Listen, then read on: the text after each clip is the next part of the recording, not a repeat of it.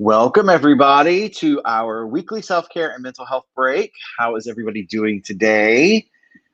Welcome, welcome. I see we do have a few watchers. I'm trying to get my phone to work, and I can't see it's working. So if you are watching and you can hear me and it's working for you, please shoot us a message, comment here. Let me know that it's working okay. Also, please feel free to send us those hearts and likes because you know what that does. It gets us a little bit more attention. And share it, share it, share it, share it. I'm going to go ahead and, looks like it is not working on my phone. Oh, well, let me give that. If you all are on here, I see we do have a few watchers. Just shoot us a message so I know you're watching. And I'm going to go ahead and bring our friends on, Miss Lindsey and Patty and Milo. Yeah, this is just it. He's tired. Oh, poor thing. I feel like he is like the visual representation. Oh, now we heard a truck, so maybe we wake up. But he's like the visual representation of how we're all feeling right now. Right? Yeah. Exactly. Hi, Lee. Oh, thank you, Lee, for letting us know it's working. Hi, Angela. Hey, everybody else that's joining. Please, please, please send us those hearts and likes. So, yeah, I mean, you pretty much started it off, Milo. You have definitely said how we are all feeling and probably all looking. And I think it's definitely going to be okay, it's working Facebook. It's going to be one of those days that we're going to talk about fatigue. That's one of the things that we actually said. Well, hi, Milo. Oh my gosh, so pathetic. So pathetic. Yeah. So we're going to be talking about fatigue and a few other things today. And as always, if you have any questions, anything you want to talk about, please feel free to message us and comment and interact with us. We appreciate it. Milo is gone. Bye, Milo. Yep, saw a truck. Exactly. Awesome. So, Lindsey, Patty, what's going on? What's new? Busy. Yeah, very busy. Yeah, I think Patty and I have talked about it a couple times this week. Just this part of it for me was just feeling so completely unprepared for July because we are so statistically like completely slow. Like it is literally the slowest month of the entire year. Like to the point where we could probably take off the entire month of July and nobody would really truly notice. And instead, I know Patty's had this happen too. I've been doing at least intakes a week, plus getting about 8 to 10 calls for intakes. And like I said, I wasn't prepared for July. I don't know why it's 2020. I should be prepared, but I wasn't prepared. You cannot be prepared for 2020. At this point, no, not at all. Prepared at all. So yeah, I like Lindsey. I've been very busy. I'm looking at some other avenues to possibly help more people. So trying to do the best we can for sure. I'm glad that people are reaching out. So if you have reached out to me from here, know that either I'm doing my best to get through all the emails. I was just telling Lindsey just since Sunday, between emails and phone calls, I had 30 people. So, that's a lot. But I'm glad that everyone's reaching out. And for some reason, I can't assist you with one way or another. I'm referring people to people that I trust and that I know, not just any Joe Schmo that you can find in the book. Right. So, we're really working hard with those resources for sure. And one good thing, too, that we're starting to see is the insurance companies are validating the need for mental health. Yes. A lot of insurance companies not only have approved telehealth for like a long period of time, I think quite a few of them have approved it for at least through the whole next year, like 2021. Yep. So that in itself is huge. And then another thing that's happening for us is we have kind of like tiers to our license. So brand new therapists are called registered interns. And up until literally this week, June 3rd. They have never been allowed to accept insurance, and now they're starting to allow them to accept a couple insurances through a licensed person. So that's a huge, huge thing to see that the insurance companies are on our side and supporting us because we can, honestly, physically only see 6 to 8 people a day. You know, we're not allowed to double book. Like, how can you double book? Like, you know, we have so many physical time slots. So to see that some of the companies who aren't normally on our side are seeing how much our communities really, really need the help, and they're stepping up. So that's awesome. That's been a cool thing to see. Yeah, that's good. And it's sad in some cases that it's needed, but it's good that people are actually stepping up and recognizing it. Yeah. So that's definitely important. And I definitely will reiterate, you know, what Patty said, and Lindsey was nodding too, is if they're not available, you know, we have resources. They both know people that they trust. And you know, we're seeing that even those that you trust are getting full too. And, you know, then they may be able to find someone else. So the resources are going to be out there. The resources are there. Just try to be patient and understand that even our licensed mental health counselors can only do so much. And you can't, like you said, you can't double book. It's not like a salon where you can double book. You can't start a client, let them process, and take another client. It doesn't work that way. So, you know, and there's only so many hours in a day. If we're not filling our pitchers, you know, we only have so much to give. And that's why, like, our whole theme is that self-care, using those coping skills. You know, we have to practice what we preach. We are incompetent at our jobs. So exactly. Yes. Thank you, anybody. I do see some other people have joined. Welcome. If you've not watched us before, please feel free to share and like this.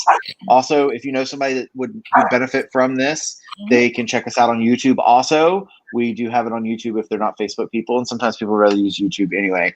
Milo is just having a fit back there, talking to the trucks. It cracks me up how he went from literally snoring, passed out hardcore snoring, to we saw one truck drive by. Truck's long gone, by the way, but we saw one truck drive by, and the world, the little things in life. And you know what? Maybe that's his self-care. Maybe this is bringing him great joy right now, and I shouldn't judge that because everybody's self-care is different. This is true. This is very true. Very true. So it'd be really nice if he could get away from the speaker while barking. That's not. I mean, we know our kids don't do that. Our four-legged kids. Yeah, we all know. Everybody watching that has four-legged kids, and probably two-legged kids. It doesn't always work that way. Awesome. All right. So one of the things. Let's just talk about fatigue. This is a big thing. I'm seeing it. We're all experiencing it in one way or another. Yeah. I'm gonna talk about this. I'm gonna shut the blinds. Hold on. You're beat. Okay. So Patty. I guess while Lindsey's doing that, I'll start. So yeah, we're seeing a lot of fatigue. As people, we too are feeling it. You know, we're all human. And what it comes down to is, and you've said this, you know, 100 times, we're living in unprecedented historical times. Many of us, not everybody, but many of us are having all these different adaptations. You know, like I'm still pretty much quarantining myself at home and only going out for essentials, working from home, go out with barely, you know, at all. I have stuff delivered. So that monotony can get very tiring. And so, you know, I think that's why, well, we all were talking, it's a big topic to talk about, and like some tricks of the trade to kind of help with some of that. Because, you know, coping skills, I always tell people they're great. Are they 100%? No, I'd be lying if I told you they were. You know, so what else can we do? What's our next step? What's something else? So we can kind of, you know, get out of the depression funk, get out of the anxiety highs, and, you know, be able to function. Yeah. And one thing I've noticed is like my exciting new things that I started when all of this started are no longer new and exciting. And in some ways you kind of almost resent them because you're like, I picked you because you were supposed to bring me joy and you were supposed to give me something to look forward to. And I was supposed to be excited about you. And I was, but this pandemic won't end. And now I don't like you anymore. So it's like, having to find new things again. Yeah. And then like we were talking backstage, you know, the resentment that many people feel like, you know, I was just talking backstage, having Lindsey, and even if you remember back to your high school days when you had group projects, you feel like if you're the one doing like the right thing, but everyone else is out having fun and vacationing and going here and there, it does feel like it's never going to end. So that can also build up more of that fatigue, because now we've got those internal emotions, which we've talked about emotional intelligence. If you're new, you can go back a couple and watch it. But when we have those negative emotions just wearing you down and beating you up, again, the fatigue is so high. Like, I don't know how many times I hear it's, well, why bother? Yeah. I hear that all the time.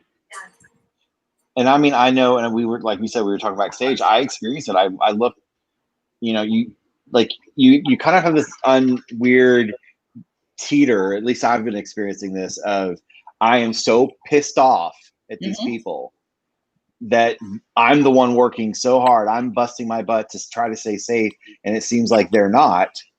And then at the fact of, dang it, it's not fair. Why am I the one doing it?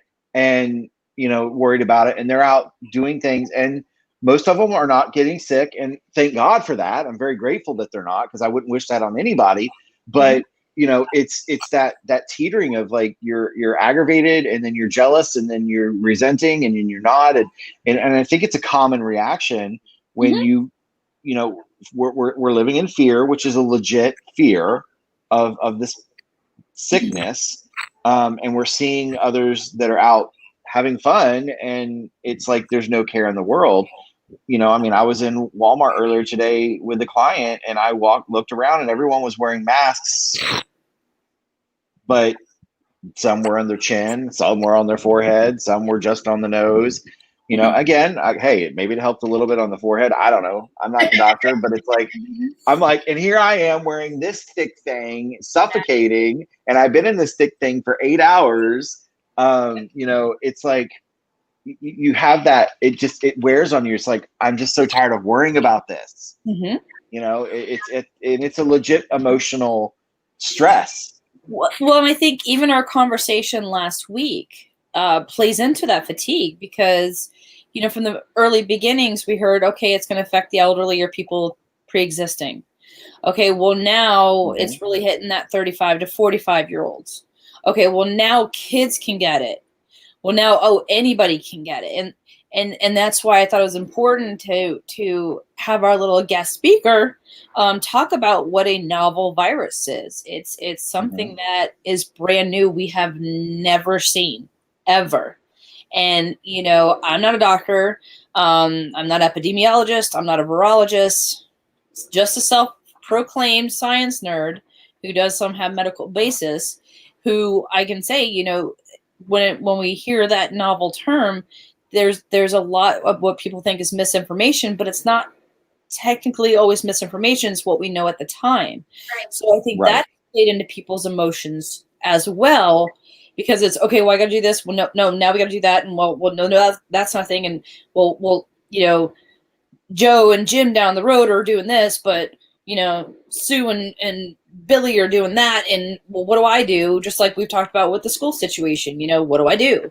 And so with all of these things rambling in your head, on top of you trying to figure out what is good for you, what is good for your family, what's good for your household, and, so on and so forth, that could put a lot of pressure on people.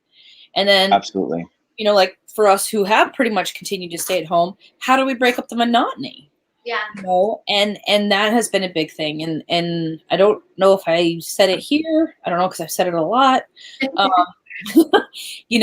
One of the biggest things, and this is, and Lindsey, I don't even know if you read it, but they have started to release studies from those who have spent quite a bit of time on the ISS up in space, as well as those that have been in the Antarctic, very isolated laboratories, and the phases that occur, where the first phase is that denial and panic, which, the great TP debacle of 2020, right? We saw the panic. Yeah. Then you kind of go through this lull, almost like what we call a honeymoon phase. Oh yeah, I can work from home. This is cool. I can get up later. I don't got to drive an hour into work. I can chill. But then we get to phase 3. And phase 3 is when that weight hits, when that fatigue hits, when the angst and the anxiety and the depression and all that negative starts to build up.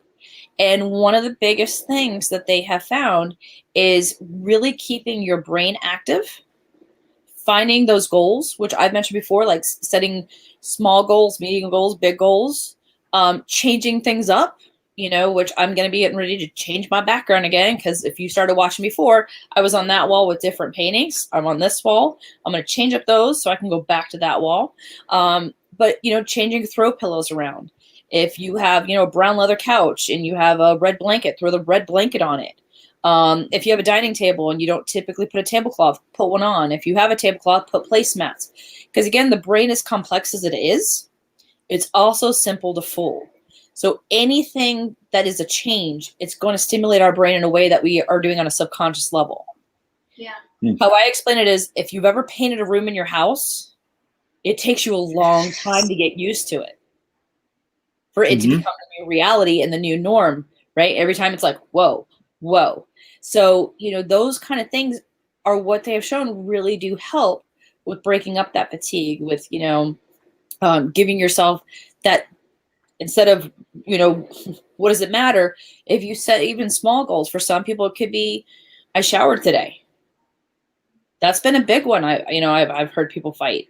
It could be, I went out to my garden, or I went for a walk, because I felt I could. Social distancing, no one's around, it's just me and animals, but finding those things that mean something to you, that can give you that achievement, that goal. And I always tell people, if you do it, if you have a whiteboard, a piece of paper, write down like either 3 small goals a day and 1 big goal a week, or put small, medium, and large. And as you do them, don't erase them, cross them off. Mm-hmm.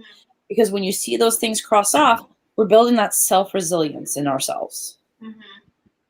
Right. And it gives you sense. Perspective. Mm-hmm. Yeah.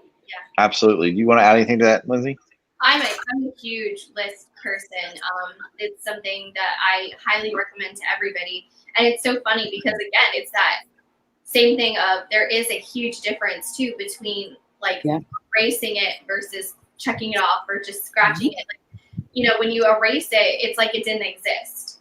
Whereas if you cross it off, it's like you physically see that accomplishment that you made. So yeah, I think a lot of other things too that have been good, even though there's stress within some of the goodness of things, is we will have some structure with the kids going back to school. We will, our families, a lot of my kids have said how they're so excited to just have their schedule and even go school shopping and, get their school supply list and things like that. And most of my kids are staying home. They're not going back to face-to-face, but at least we're having conversations about something that is normal, even though it won't be normal. Right. And not COVID. Yeah. Exactly. And I think that's the other thing too, is it's not just COVID that we're all tired of from. It's politics, it's social injustice, it's, social media. There's been a lot of hurricanes, dear Lord Jesus, hurricanes. I'm just saying, guys, we're only in July and we're already on I. So, it is what it is. And that's another thing to throw on it. We all knew that was coming. It's not like COVID was a surprise, because it was. Hurricane season is not a surprise, so we have that to fall back on too. And we talk about it. I struggle with storm anxiety like anything. Anybody that knows me, whoo. And you and I, Lindsey, you and I both talk about that. It's a reality. It is what it is, and on top of everything else.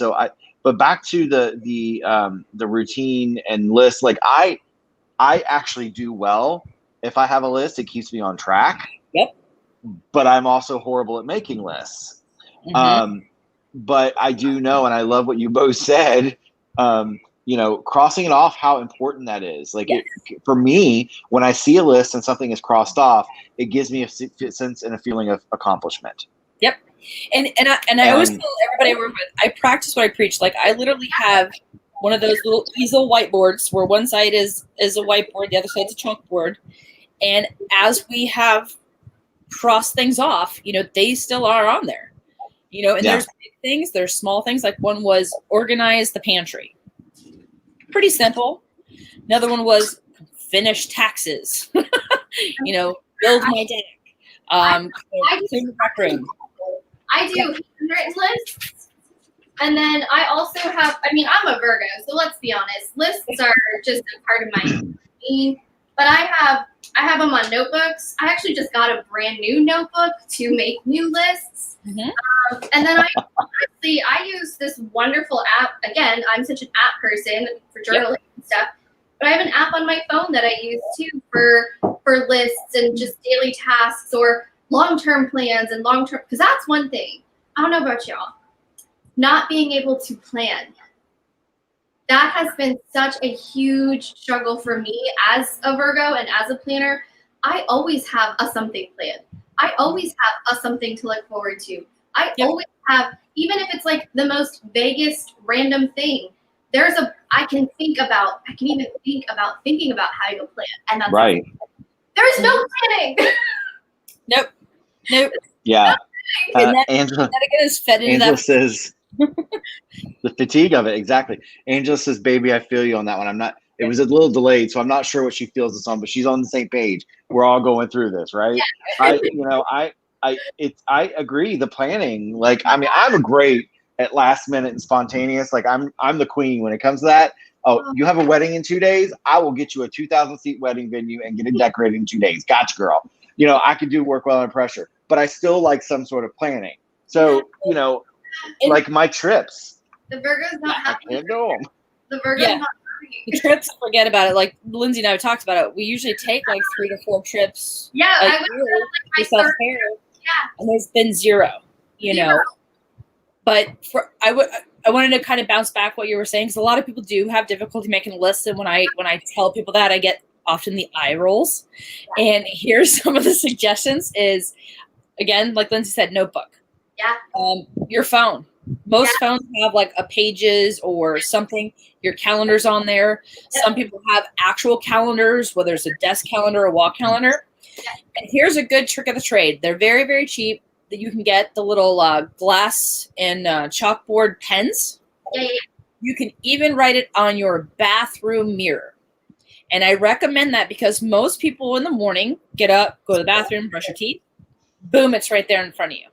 So it's not that piece of paper that I lost, or it's not that app, that notification. I can just say, never mind. Right? It's in your face. So that is another trick of the trade. I used to be the Post-it queen, where I literally all over my computer had Post-its.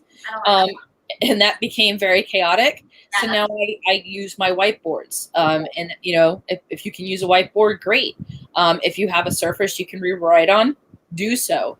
Permanent markers, typically not permanent.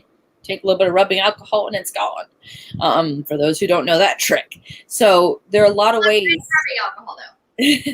But it does help promote that, like, okay, I accomplished something. It wasn't the same thing I did yesterday, Right.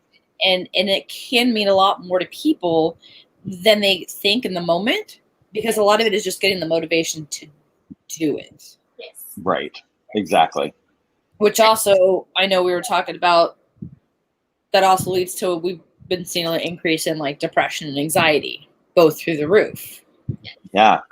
Well, and another way to gain momentum with making lists and checking lists off is it's actually a Dave Ramsey financial skill that he teaches for getting out of debt.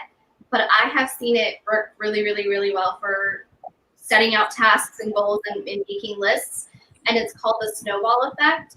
And it's where you write out literally everything that you want to accomplish, either in the day or in the week or even the month, the year, however you want to do it.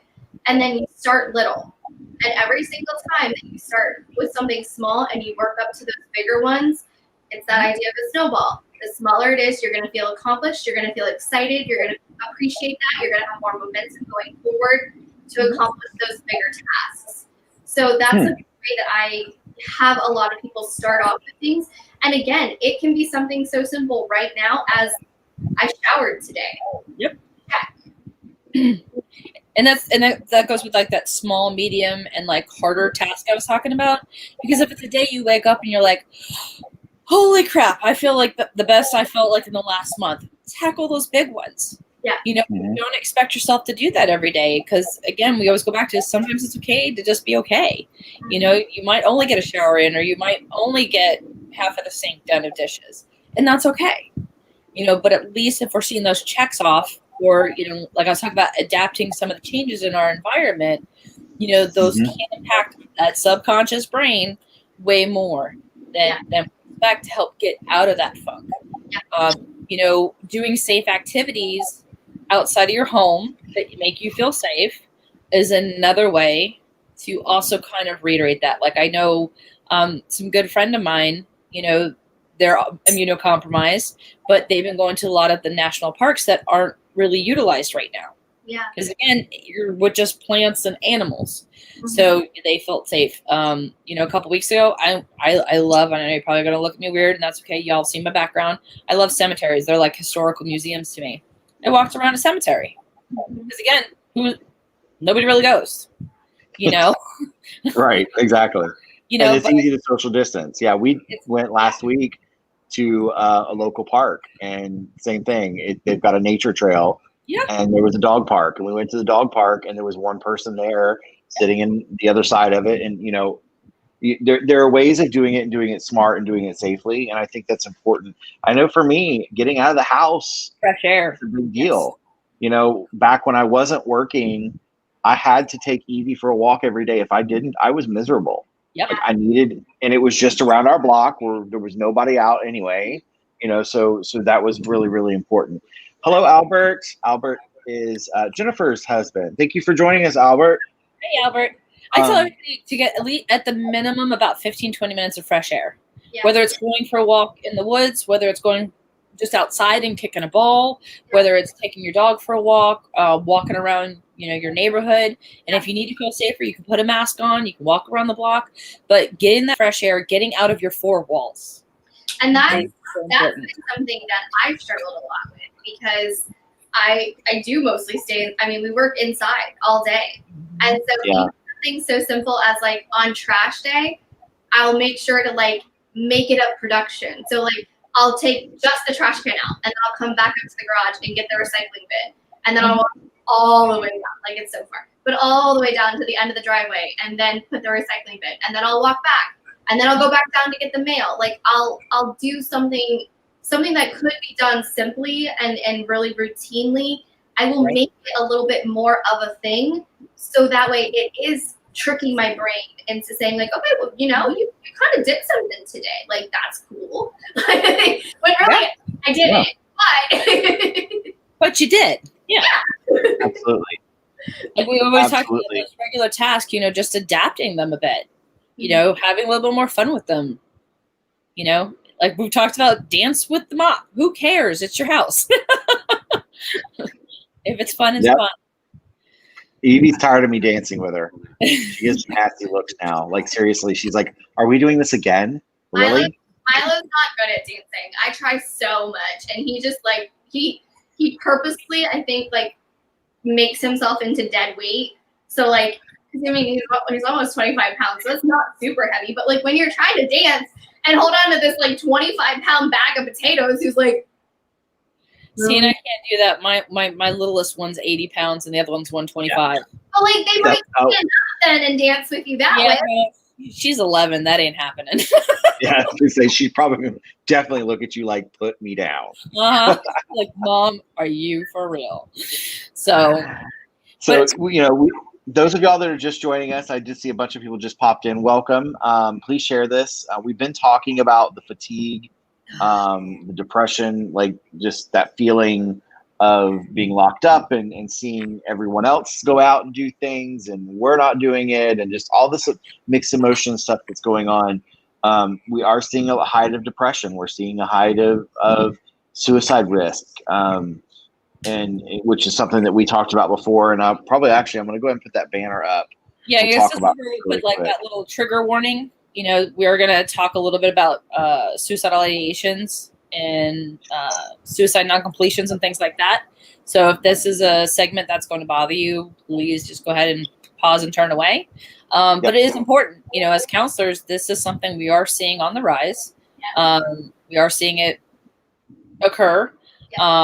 And that's why we want to make sure that we did put the National Suicide Hotline, which now you do not have to remember that whole big number, which used to be 1-800-273-TALK, but good luck figuring out what the talk is. But now it's as easy as 988.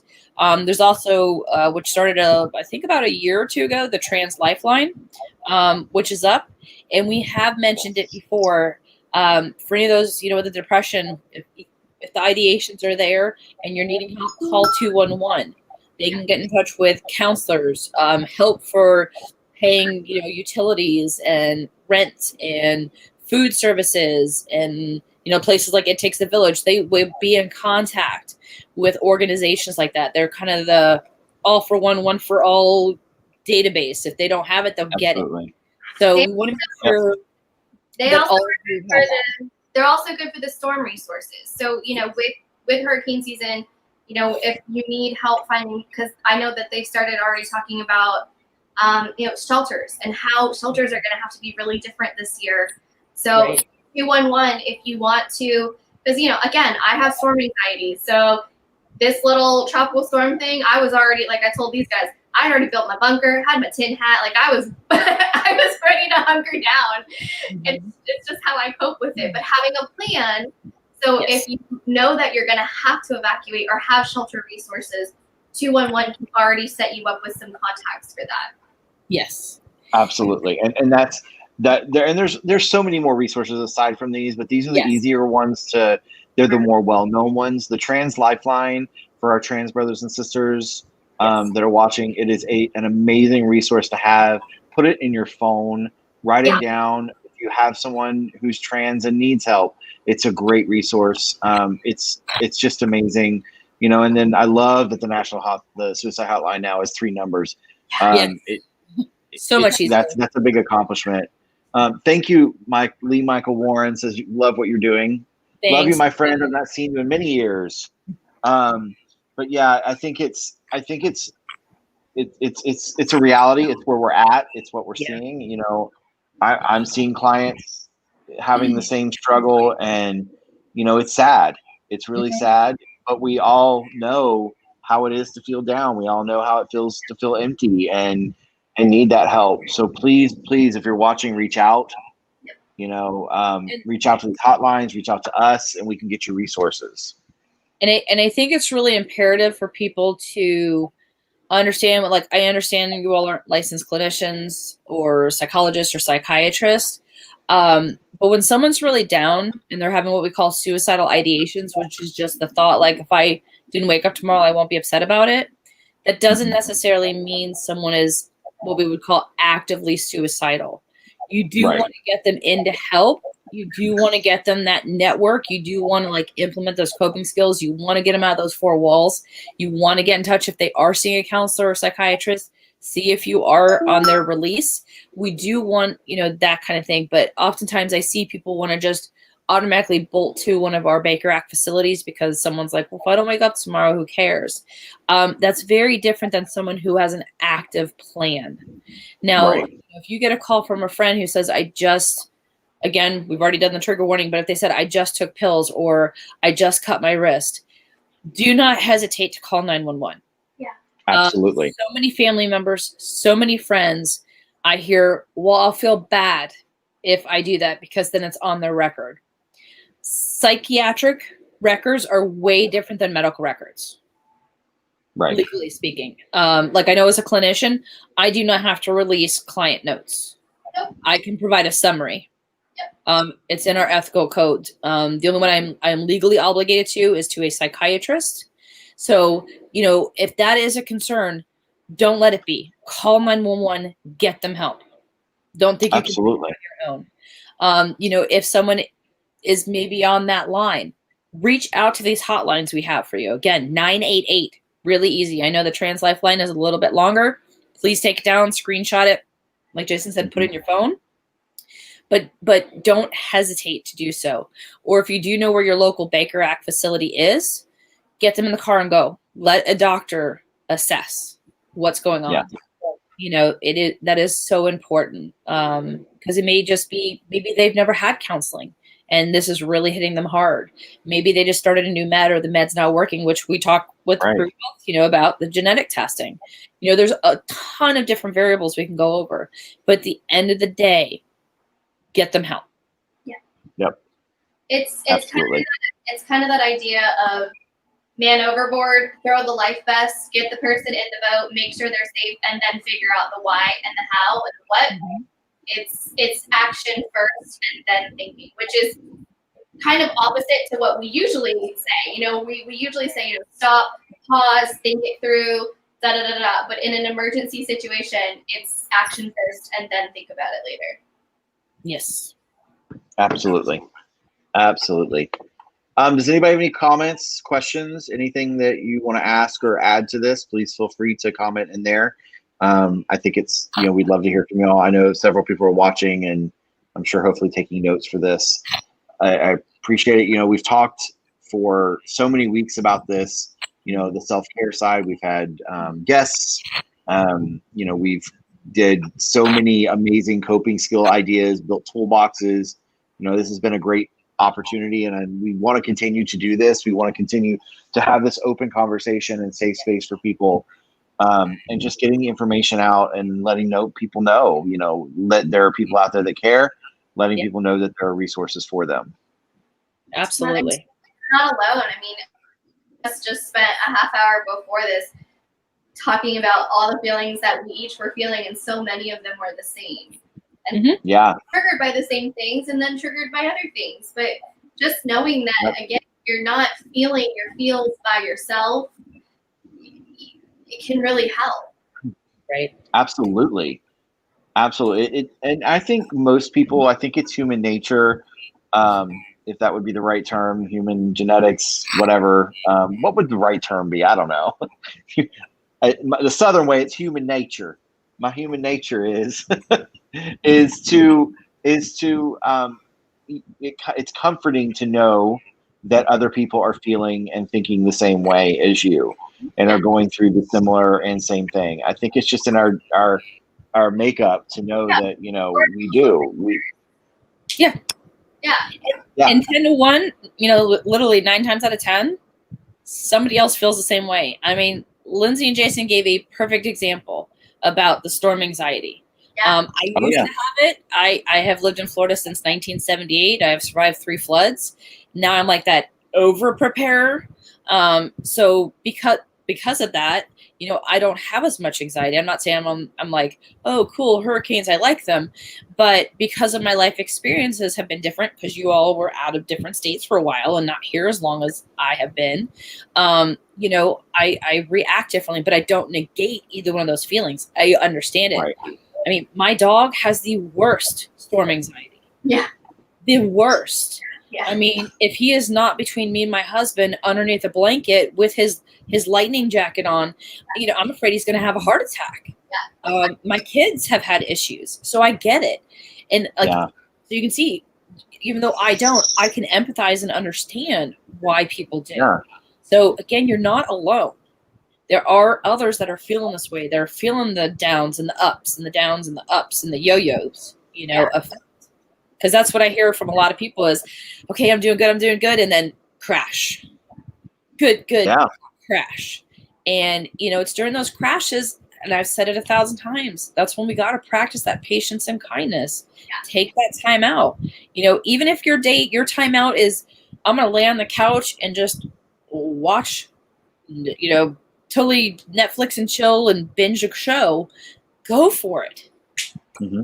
You don't have to run a mile. You don't have to go to the gym. You don't have to clean the entire house. Now, sometimes that may be people's thing. We always say everyone's got a different thing. But, give yourself that time. Yeah. Absolutely. It's that giving yourself the credit for the tasks that you did accomplish. We're talking about your list. And, if you have 10 things on your list and you only got 2 done that day, you still got 2 done. Yep. And that's like I was talking to you guys yesterday about how I had to do laundry yesterday because I was out of underwear, literally out of underwear. And I'm like, Lindsey, how did your life get to the point where you're literally out of underwear? And then I was like, you know what? You fixed it. Like, it's okay. Like, you did laundry. Now you have clean underwear. Because you're probably not the only one that has experienced that. Nope. Wasn't even on my radar. Wasn't even on my thoughts. And that's been my thing, is focus on your do's, not on your don'ts. Yeah. Because the don'ts are going to tear you back down. Yeah. But focus on what have I done. Yeah. And It's so hard not to focus on don'ts. Yeah. Because we're our worst critics, right? As humans, we are our worst critics. Oh, yeah. And so that's why that crossing off instead of erasing, so important. Because even if you can't do it, the paper, the app, the whiteboard is doing it for you. Yeah. Right. That's true. I mean, I know we're on our worst critics. We are. Like, that's my biggest problem. My biggest problem in my struggles is Jason. Yeah. It's in my head. Yep. It's overreacting. It's overthinking or getting pissed off at myself because I didn't do something. So it's like, and I literally have it right here. This is where, but I know it's not real. So my recommendation is carry a unicorn. Find a unicorn. Carry it around with you and ask yourself, am I trying to find the unicorn, or is this real? Is it a real expectation? Good. That's good. That's really, really good. Yes. The other I have a painted unicorn in my office now. Yeah, see? And the other analogy I use is, especially when people have the anxiety going with the who, what, when, where, why, how, going 100 miles an hour. We come up with all these different scenarios. It's what we call a self-fulfilling prophecy. If you would not trust your future to a magic 8-ball, learn to stop the brain. Look for the evidence. Because that's basically what our brain's doing, is what the same answer as a magic 8-ball. Yeah. Might be true. Could be. Yeah. Absolutely. Absolutely. That's the biggest thing. That's one of the biggest things I've learned in this whole COVID mess, is that my brain will, I think we've talked about it in the beginning, I'd wake up stuffy, runny nose, coughing. And then I'd be like, Jason, 41 years of your life, you've woken up that way. Yeah. But the fear hits you immediately. Yeah. You're laying in bed and having a little problem breathing. Oh, yeah. I've had asthma my whole life. I finally have an inhaler. I can use it now. What do you know? It was asthma. So it is. I love that's such a great analogy. Would we trust an 8-ball? Some people do. Mm-hmm. In some ways. And that's okay. But that makes sense. It's like you have to take those captive thoughts captive and take control of them and be like, okay, is this real? Is this rational? Yep. Or is it not? And I think that a lot of people should learn that. I learn it every day of my life. Mm-hmm. And I think that's a great analogy. Absolutely. I mean, growing up in church, there was a Bible scripture that said, take every thought captive. And I think that's probably one of the best ones I'll say from the Holy Text that I would like, because I need to take my thoughts captive. And I know many people listening need to capture that and go, is this valid to spend this amount of time on? If it's not, let it go. If it is, again, I'm not saying if you cut your hand off, don't deny that it's bleeding. It's bleeding. Get help. That's evidence. Yeah. The evidence. Absolutely. Thank you, Albert. Albert said you guys are awesome. I'm glad that they're tuning in. I think that's all very cool. That's the best part about the thoughts, is that we do have control over them. There are so many things we don't have. I mean, how many weeks have we talked about the things we don't have any control over? Literally whatsoever. And the one thing that we do have control over is our thoughts, and being able to ask ourselves, okay, is this helpful or is this not helpful? And if it's not helpful, okay, what do I want to do about it? Do I need to change the thought? Do I need to reframe it? Do I need to look at it a different way? Or is this the state that I'm in, and this is where I'm at, and that's okay? Now, how do I cope with it? Mm-hmm. We get to make those decisions. And there's so much empowerment behind that I think we forget about it, because, again, anxious brain likes to freak out. I think that's what we should do next week. Lindsay just came up with what we're going to do. We're going to do some brain lessons next week. Y'all better get some markers. We're going to draw next week. Okay, that'd be great. Yeah, it's been a couple weeks since we've done some activities. So I would love that. I'll just have to remember to bring them to work. Yeah, I'm going to teach y'all like I teach 2-year-olds about the brain. Get ready. It's exciting. But that's what's so cool about us as humans versus, Milo, I love him to death, but you know what? He ain't in control of his thoughts. That's not happening. Because his thoughts are get the truck and I want to sleep. Uh-huh. Yeah. Or I want food. Evie's is I want a carrot or peanut butter and sleep on it. Yeah. Yep. Yeah. And Exactly. that's the other thing I've been working with clients a lot, specifically this week, is going back and reteaching and practicing mindfulness. Because with mindfulness, you are literally in just that exact moment that you're in. Mm-hmm. And with having that exact moment that you're in, you get yourself a break and you get yourself that moment to just be right there. Yep. And that's so powerful. Yeah, that is. And it's hard. Yeah, it's really hard. For those that have anxiety and depression, the thoughts can become very, very rampant. That's when, like I said, I use the analogies like, are we, looking for unicorns? Or are we going to trust a magic 8-ball?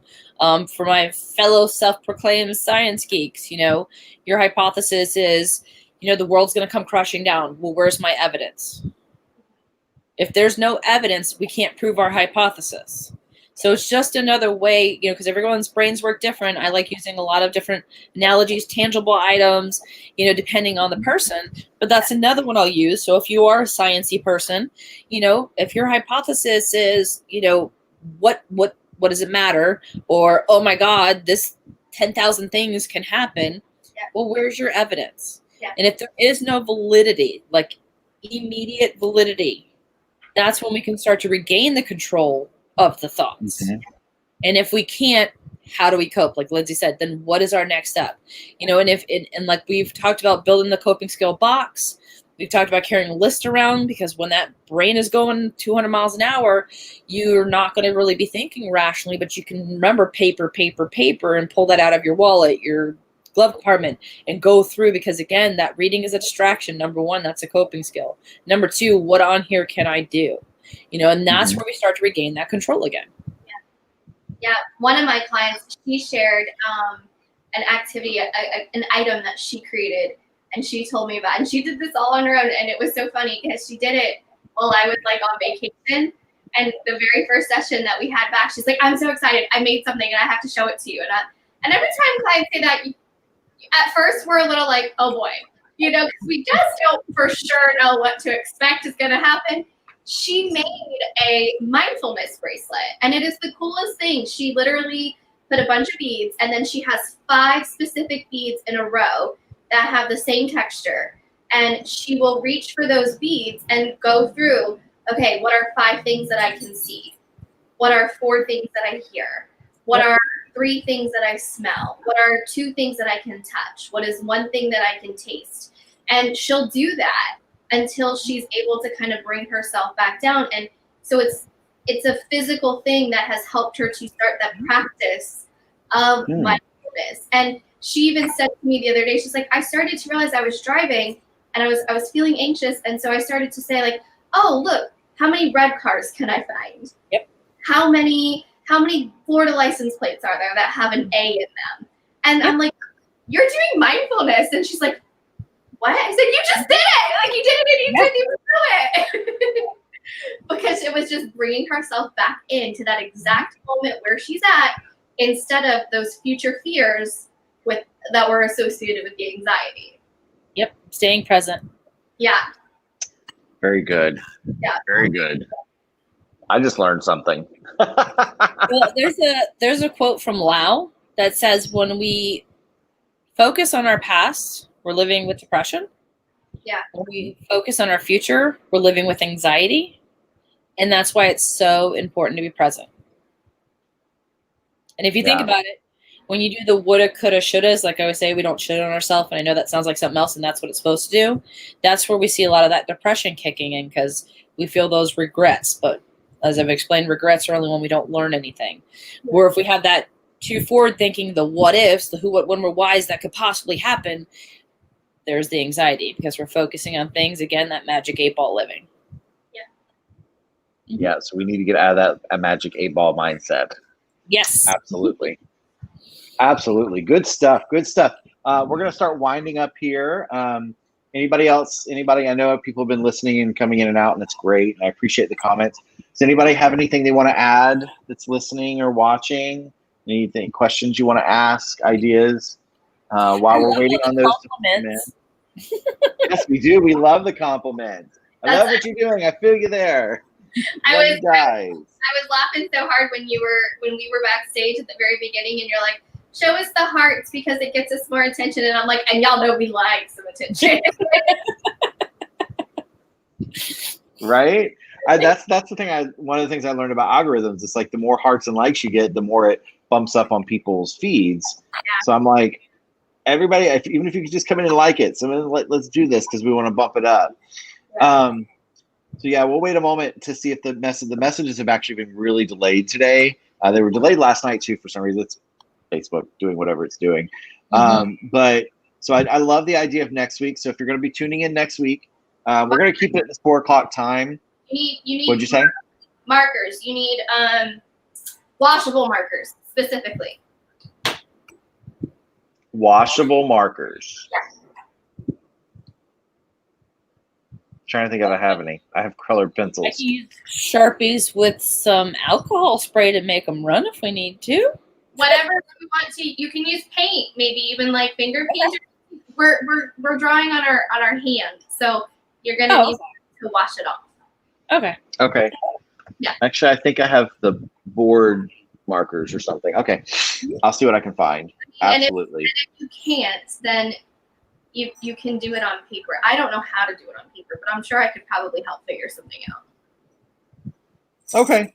That'll be a great project. And I know we'll talk to your friends soon and get them scheduled to be a guest. I thought of some other people too. So I'm going to start reaching out to some of my resources and be like, hey, friends, I have an attorney, family law attorney that I was thinking about would be somebody that could be great.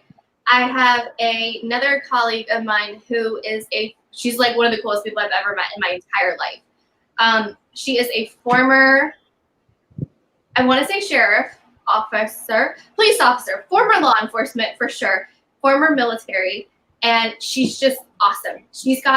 And now she's her PhD in therapy, so she's also now a therapist. Oh wow! So I'm thinking she might have some really good life lessons for us all to have. So got some ideas. So I'm gonna reach out to some people. We might have to pre-record some though. That's the only problem, but we can figure that out because we can always pre-record and I can go and chat like we did the one time we pre-recorded. So awesome. Well, do you two have any closing thoughts? And we're going to move on for today. Just please take down the numbers that are scrolling down below. Even if you don't need them, somebody you know might. So you can pass on that info. If you're on social media, post them because again, you might reach somebody that you don't even know that may just be needing that. I guess the other thing is keep reaching out. Whether it's like Lindsey says, check up on the friends, check in on the family, be patient and kind. Yep. Absolutely. Yep. I was going to say, check on your peeps. Don't put them in the microwave, but check on them. Make sure they're still good, but don't put them in the microwave. Please don't put them in the microwave. And then, as always, don't forget Sunday is story time. It will be pre-recorded, but it's a great little story. So check it out. And then our broadcast next week at 4 o'clock. And follow Rose Dynasty. Reach out to these resources. If you need mental health, let us know. We can connect you with the right people. If Patty and Lindsey aren't able to assist you, if I'm going to plug it in there too. If you need medical help and you're in Central Florida, contact me for Crew Health. Crew Health is a great LGBT friendly medical provider. We do HIV testing and PrEP and trans health. So we're here for your needs. So check us out too. And I guess we're going to go ahead and go. I know there was no more questions or comments, so we're going to go ahead and finish up. So everybody have a great weekend. Bye. Take care of yourself. Wash your hands. Wear your masks. Yes.